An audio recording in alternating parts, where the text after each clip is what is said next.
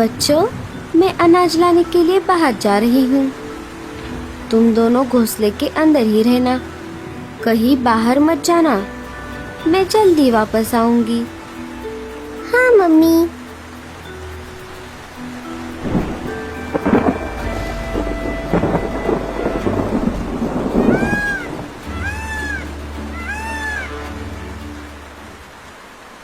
थोड़ी दूर आने पर लाडो को एक शिकारी चील शिकार की तलाश में घूमता हुआ दिखाई देता है। अरे बाप रे, ये तो मेरी ही तरफ आ रहा है। मुझे कहीं पर छुपना होगा। लाडो पास वाले एक बड़े से पेड़ के पत्ते के पीछे छुप जाती है। वहाँ पर पहले से ही कालू कौवा और मीनू मौसी छुपे हुए थे। अरे कालू भैया और मीनू मौसी, आप यहाँ पर कैसे? अरे पागल, जरा धीरे बोल। एक शिकारी चील शिकार के तलाश में आसपास ही भटक रहा है। हाँ, इसीलिए हम यहाँ पर छुपे बैठे हैं। शिकारी चील वहाँ से चला जाता है। लाडो, कालू और मीनू मौसी वहाँ से बाहर आ जाते हैं। अरे लाडो, तुम अकेली बाहर क्या कर रही हो? क्या तुम्हें नहीं पता, शिकारी चील बच्चों को मारकर खा रहा है। हाँ कालू भैया, मुझे पता है, लेकिन मैं क्या करूँ?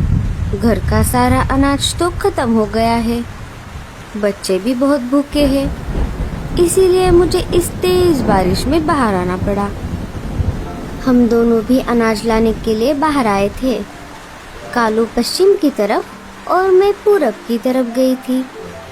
मुझे थोड़ा अनाज मिल गया, लेकिन कालू को नहीं मिला। क्या तुम्हें अनाज मिल गया लाडो? नहीं मीनू मौसी, मैं अभी अभी तो बाहर आई हूँ। मुझे अभी अनाज ढूंढने के लिए जाना है। अच्छा हुआ आप दोनों मुझे मिल गए।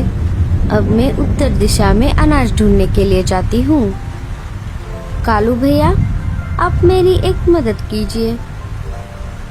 आप घर जाते जाते एक बार मेरे घर होकर आना, देखना कि बच्चे ठीक है या नहीं। हाँ लाडो, तुम चिंता मत करो। तुम्हारे वापस आने तक मैं बच्चों के पास ही रहूंगा। आपका बहुत बहुत शुक्रिया कालू भैया। मैं आते आते आपके लिए भी अनाज लाऊंगी। लाडो, तुम उत्तर दिशा में ज्यादा अंदर मत जाना। वहाँ पर शिकारी चील और गिद्धों का अड्डा है। हाँ कालू भैया, मैं अपना ख्याल रखूंगी। तीनों अपने अपने रास्ते चले जाते हैं। लाडो अनाज की खोज में बहुत अंदर तक आ गई थी। उसे पता ही नहीं चला कि वो शिकारी चीलों के इलाके में आ गई है। थोड़ा और आगे आने पर वही चील लाडो का रास्ता रोक लेता है। आखिरकार मुझे शिकार मिल ही गया, छोटा ही सही। मेरे पेट की आग थोड़ी तो शांत होगी। चील भैया, मुझे खाने से पहले आप मुझ पर एक एहसान कीजिए। हाँ बोलो। मैं अनाज की खोज में मेरे बच्चों को अकेले घर पर छोड़कर आई हूँ। वो बहुत भूखे हैं। एक बार ये अनाज मुझे मेरे बच्चों को खिलाने दीजिए।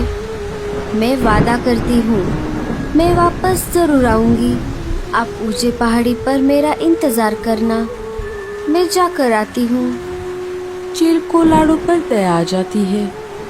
चील लाडो की बातों में आ जाता है।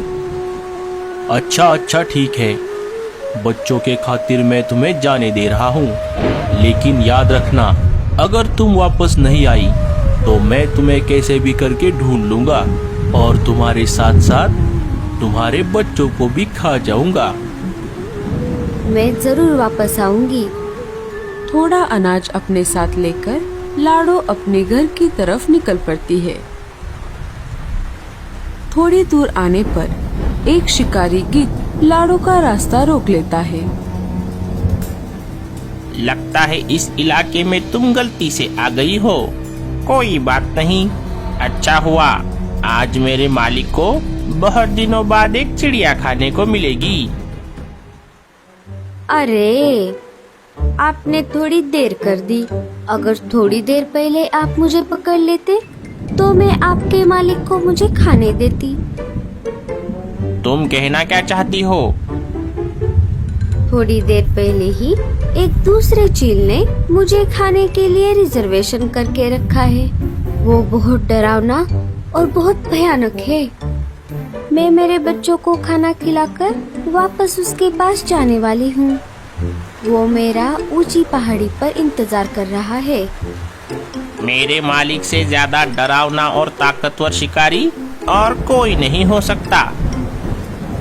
अगर ऐसा है तो अपने मालिक से जाकर कह दो। पहले जाकर उस चील के साथ दो दो हाथ करे। उसे हराने के बाद वो मुझे खा सकते हैं। मैं अभी मेरे मालिक को ये बात बता कर आता हूँ। लाडो गिद्ध को भी अपने बातों में फंसा लेती है। गिद्ध वहाँ से चला जाता है। लाडो भी अपने घर की तरफ निकल पड़ती है।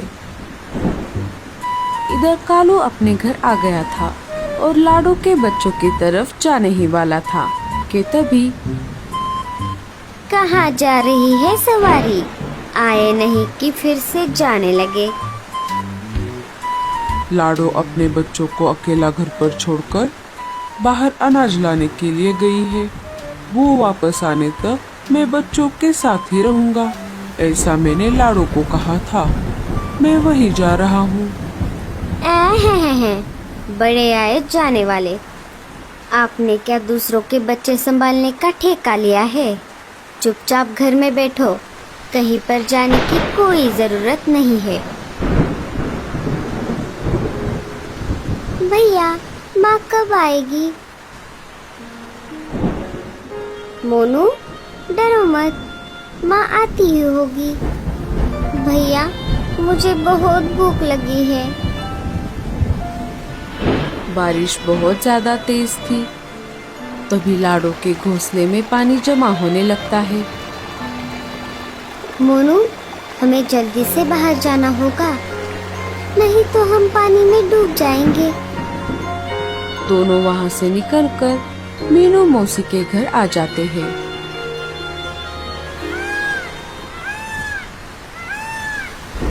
मीनू मौसी उन्हें खाना खिला देती है। गिद्ध अपने मालिक के पास आ जाता है और उन्हें दूसरे चील के बारे में बता देता है। अच्छा, तो ऐसी बात है। चलो उस चील को समझा कर आते हैं।